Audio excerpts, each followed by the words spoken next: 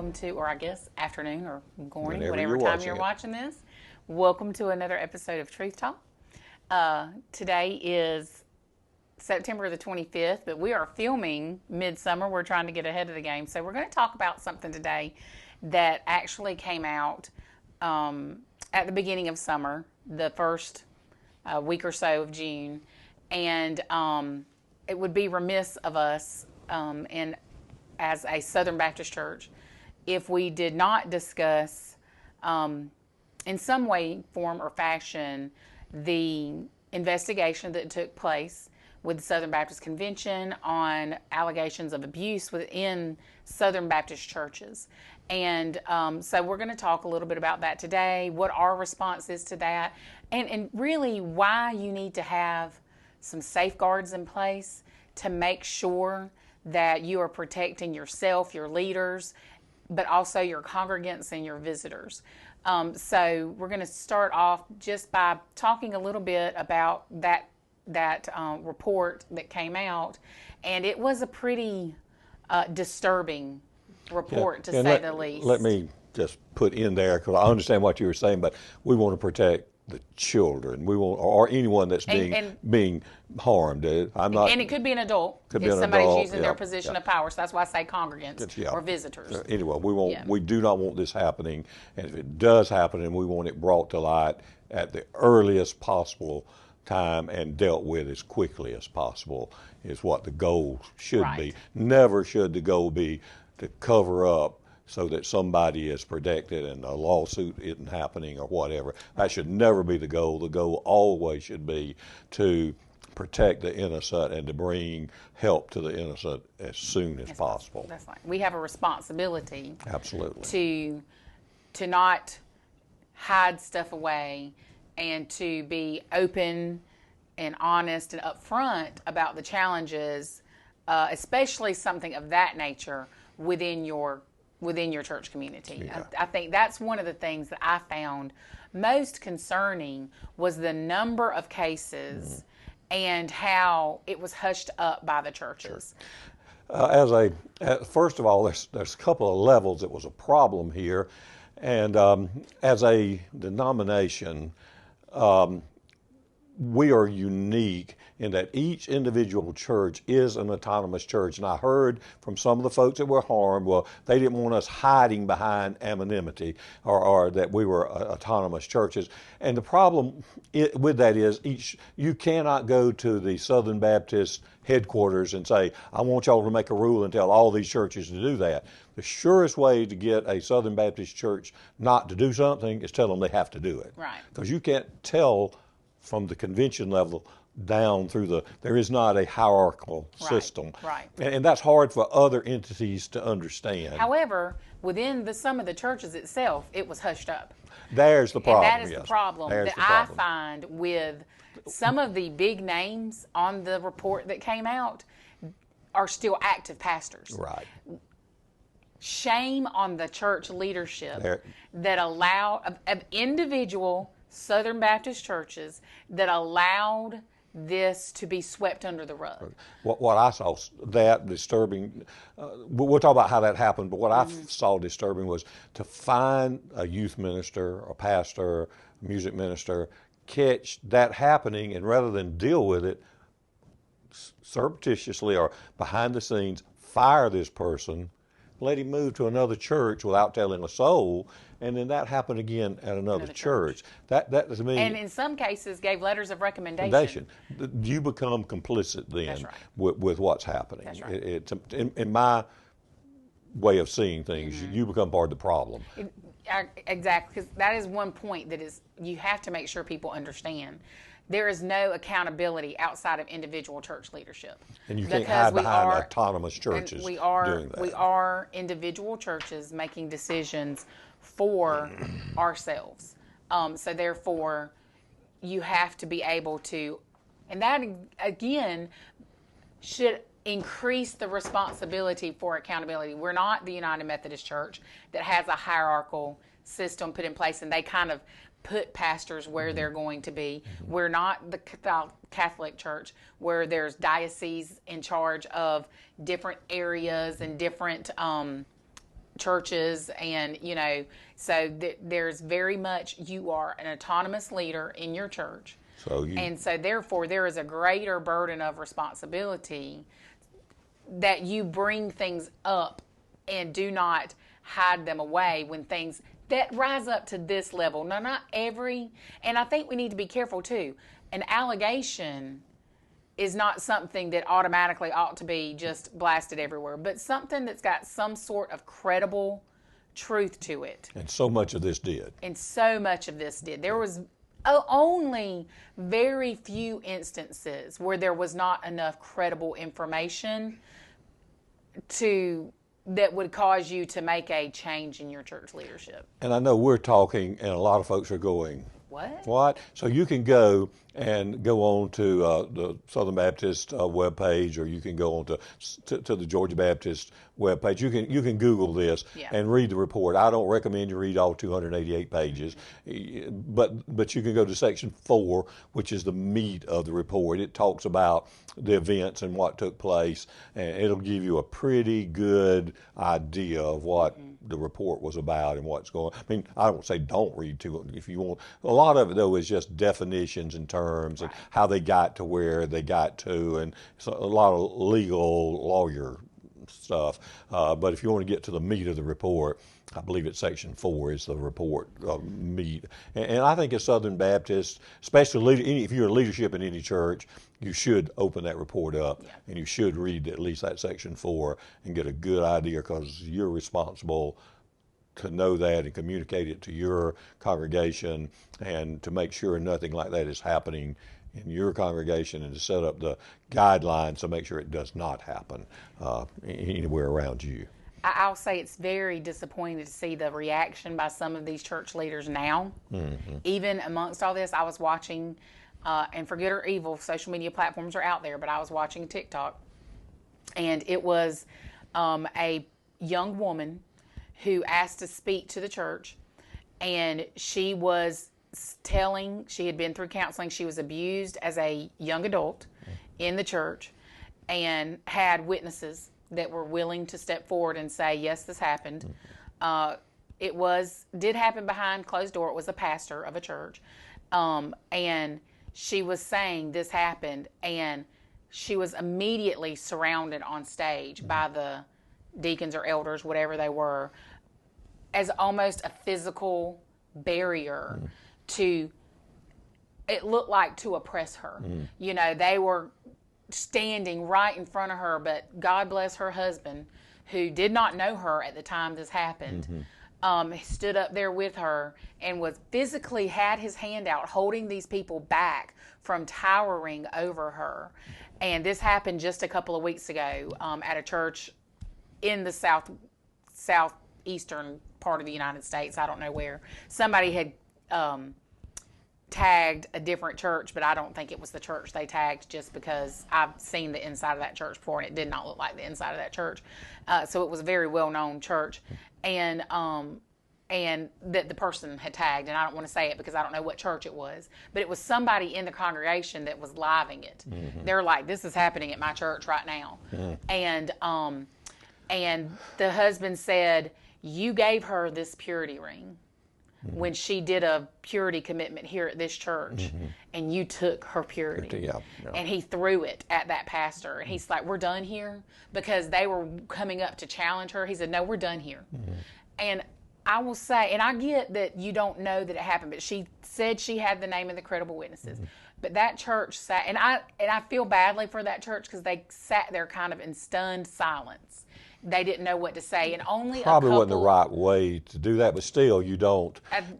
What bothers me is there's no brokenness about it. A lot of this. I will say, at the end of that clip, people said, 2 men, I heard their voices stand up, and they said, if you did it, you need to tell the truth. You need to stand up and tell the truth. If this is true, right now, we expect you to stand up and tell the truth. Don't let it come out later. So I thought, well, good for them. Good for them, because those deacons or elders or whomever, the pastor's son, who was an adult, came rushing the stage at her. And that's when the guy who was filming got up and moved up to, and started filming, showing people, I'm documenting this. And they kind of all backed off. And so Yeah, this is such a difficult it thing is. because once, as we discussed before we started, once you are accused with this, it's hard to unaccuse, whether you're guilty or not guilty. It is a difficult thing. So, you know, Here you have this, in this instant, I tend to believe it because this is a grown woman now. yeah, And she probably. said it happened to her starting when she was 15. And it's so much of it has happened, you tend to think it may have been. And apparently they said it was apparently it was true because they said one of the people said it was a consensual relationship. And that's when the husband set up, she was 15. Yeah, There's no such thing as a consensual relationship with a youth person in your church that is 15 years old. And you hear that over and over from these folks say, well, but she was consenting. But a person in power and authority, and you have a minor, there is no consensual That's right. situation, zero. That's right. Even in an adult world where you have a person in authority and power and another person that is in a lesser position, even when they say they consent, it is not a consenting situation. I mean, I don't know why folks can't get this. Yeah, if you hold a position of authority over someone, any subjugation to that is abuse. Yeah. Because you hold a position of authority. Yep. You know, whether it's perceived by the person or actual, it is a position of authority. And abuse is abuse, and we really have got to. For me, one of the outtakes for this is that individual churches need to come up with some sort of mechanism for reporting and for investigating and for accountability. So that brings us to the subject we need. I mean, that's a brief overview. Yeah, and we could spend a lot of time talking about the dregs of this report, and it is dregs. If you take the time to read it, it is the worst of humanity. It really is. I mean, it doesn't go into a lot of detail like that, but it is just, for the Christian, it is disheartening. It is. And let's hope to read. It is a minor. That's right. A small group of folks that are doing. I certainly hope so. Any is too many, though. That's right. Let's talk with the time we have left, or part of the time we have left, about how these things happen, and not we're talking about in the Southern Baptist and in the ministry happens out in the world.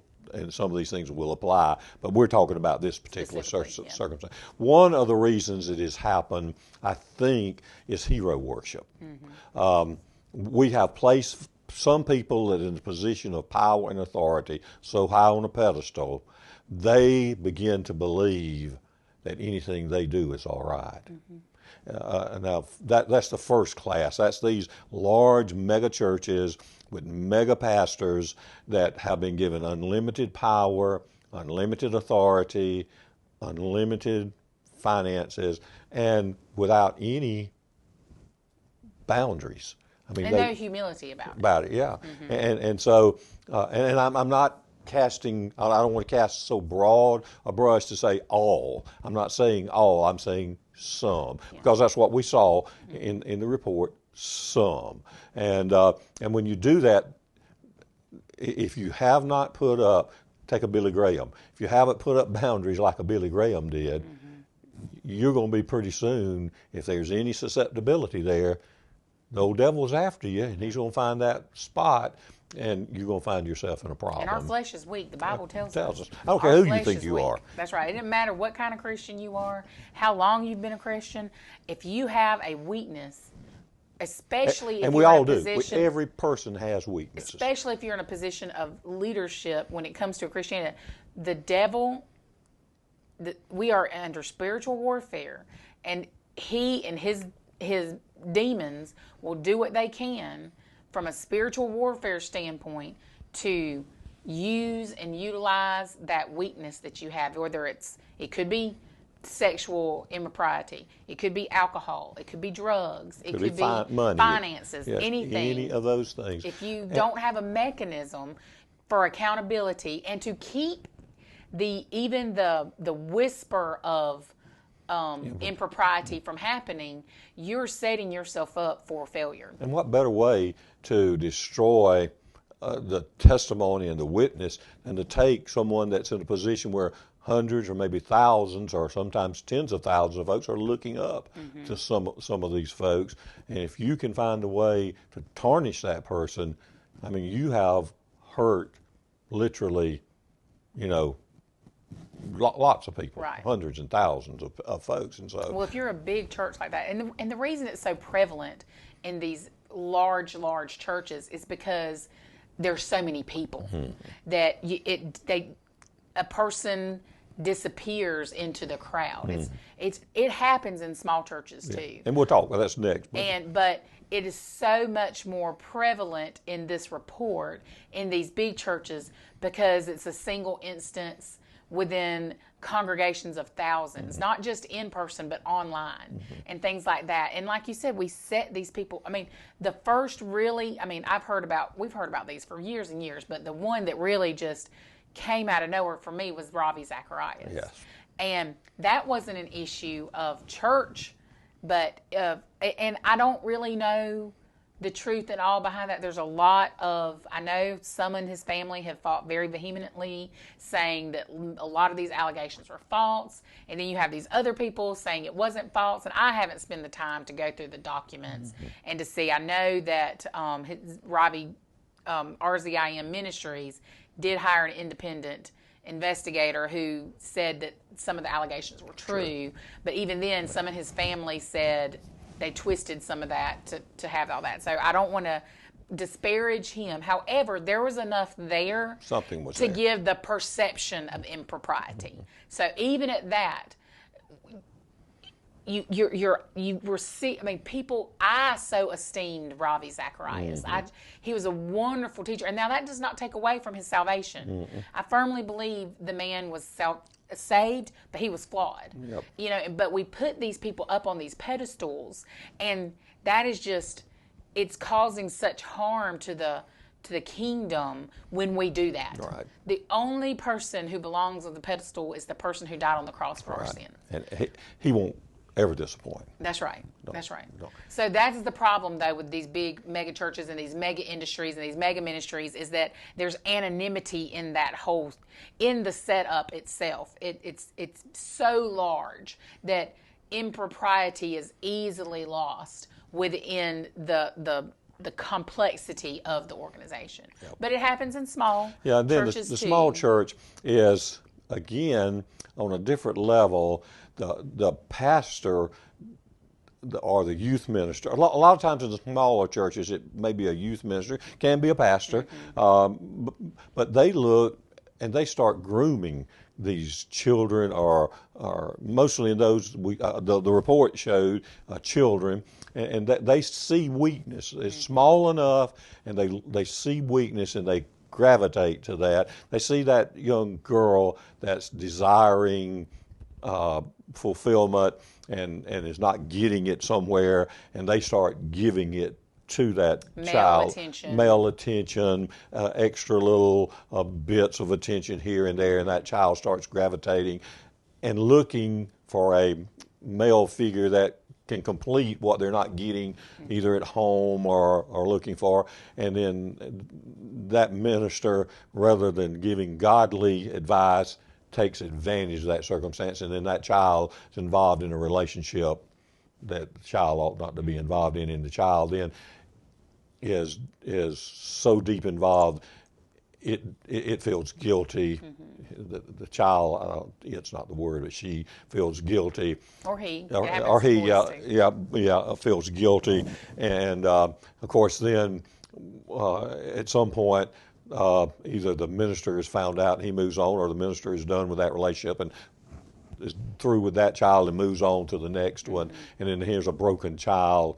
And unfortunately, the church has been blind to that, and we've got a lot of broken children that's happened, and we need to be aware of that and start doing a better job of overseeing the ministries of our church. And see, the problem is in our smaller churches, a lot of times, take for instance our church, I am the only staff at the church. and I'm bivocational, so I'm not full-time at the church. And so we've got volunteers that are wonderful folks here, so we are having to self-police ourselves. So it is always that challenge to be able to make sure everything is as it should be.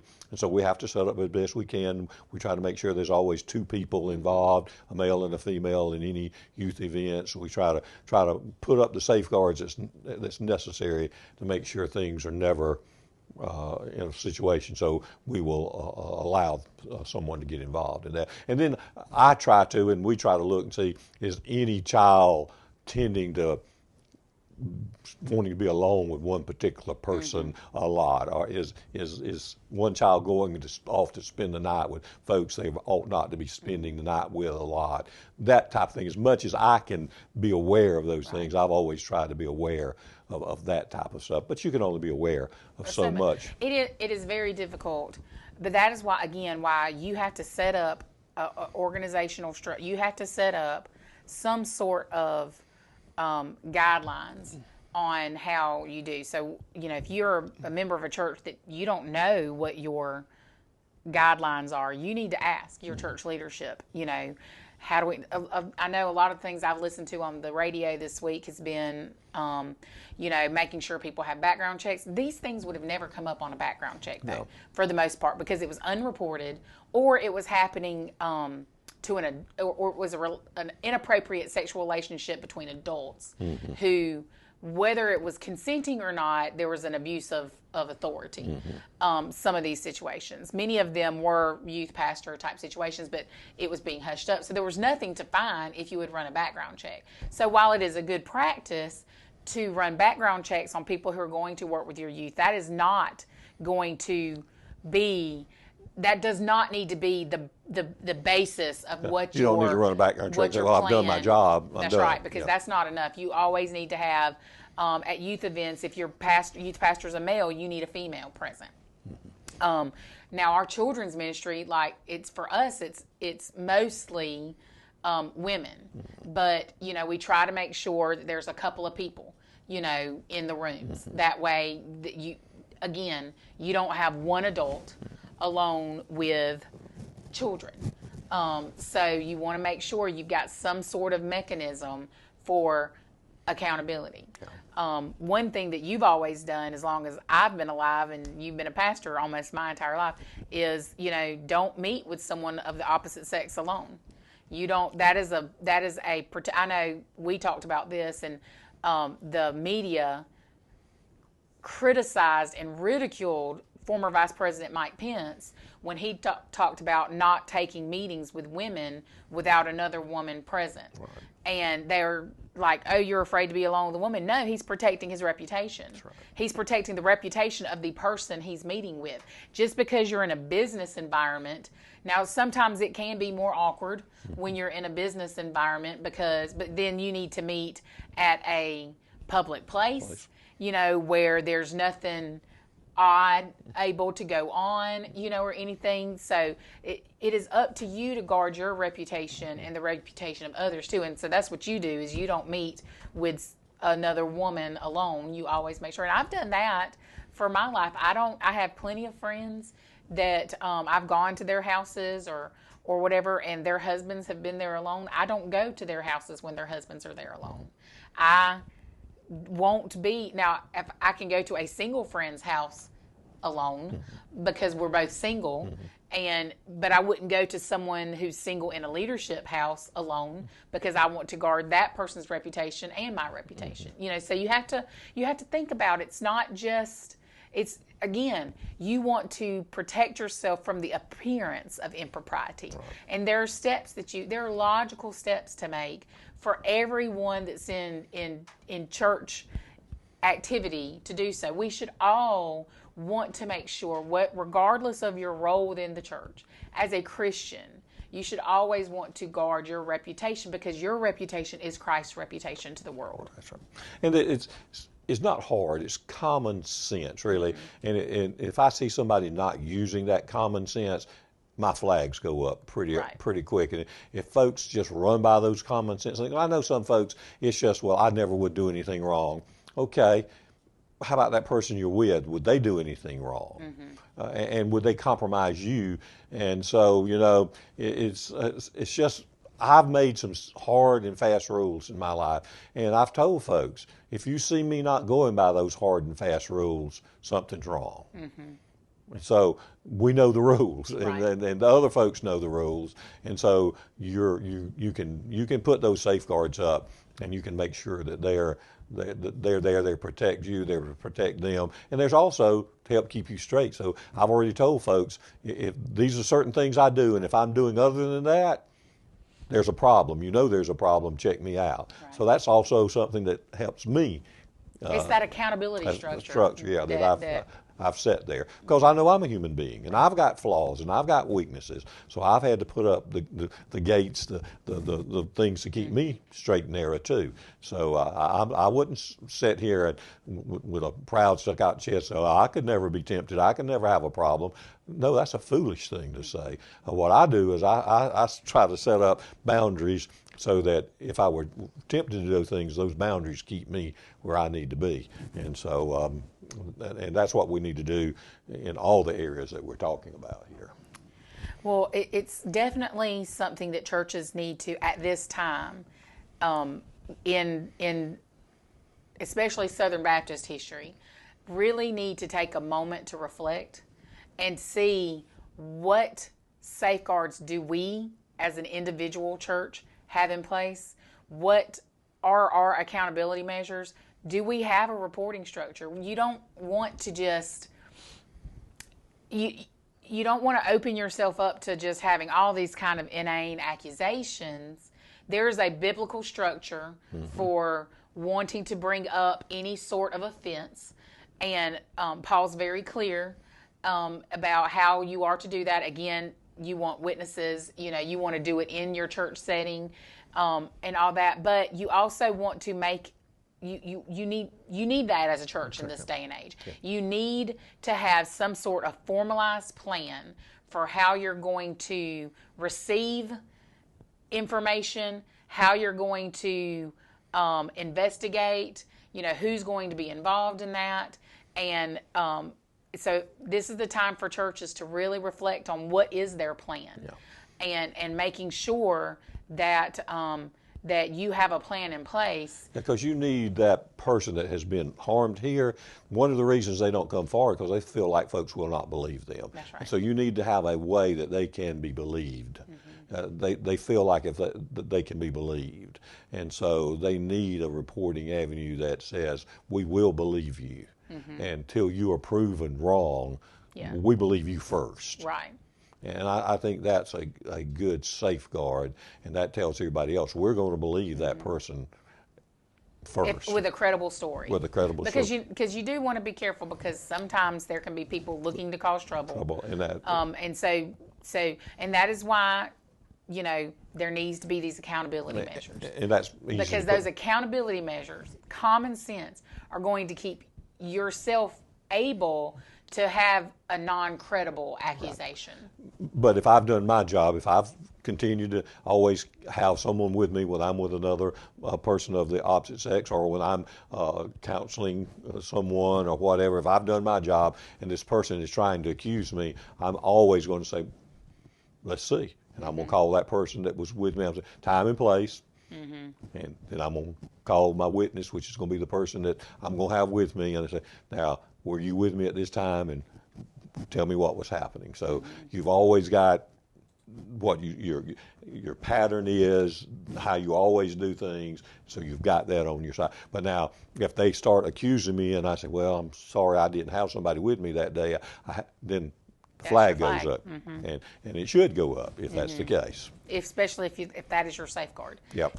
And that's why it needs to be, to me, that's why you need to have a formal plan so that people know. Like, if you had a new person come into your church, how would they know that you don't meet with them alone? Right. Well, you've got a formal plan so that they know this is how we do things. Right. And so that's just, we can't stress that enough, that in this day and age, churches need to have a mechanism a formalized mechanism of how things are done, how we operate as a church.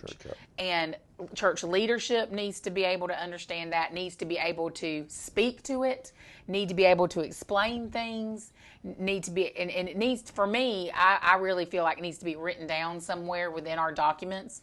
That doesn't mean it can't ever be changed, because if a new pastor were to come in and they want to do things a little differently, it's, that might need to be flexed somewhat. But there needs to be some sort of formalized way of, this is how we meet, this is how we operate. And then when something happens outside of the bounds of how we say we meet and operate, this is the path that we use for investigations and to make sure that someone who has an allegation or who has a concern is not demonized in that process, because that is what happened to people. And there has been a lot of hurt and a lot of shame placed on these accusers and these abused people by the church, and that is grievous to the heart of God. They've been double Yes, hurt then. They have. And so we as churches need to put the right things in place in order to assure that this does not happen going forward. Agreed. Tough week for those of us in leadership roles within the Southern Baptist Church. Again, not necessarily individually for churches, but to the reputation of our denomination, and most of all to the reputation of God and His kingdom. Because ultimately we are here to be salt and light. Salt preserves, and light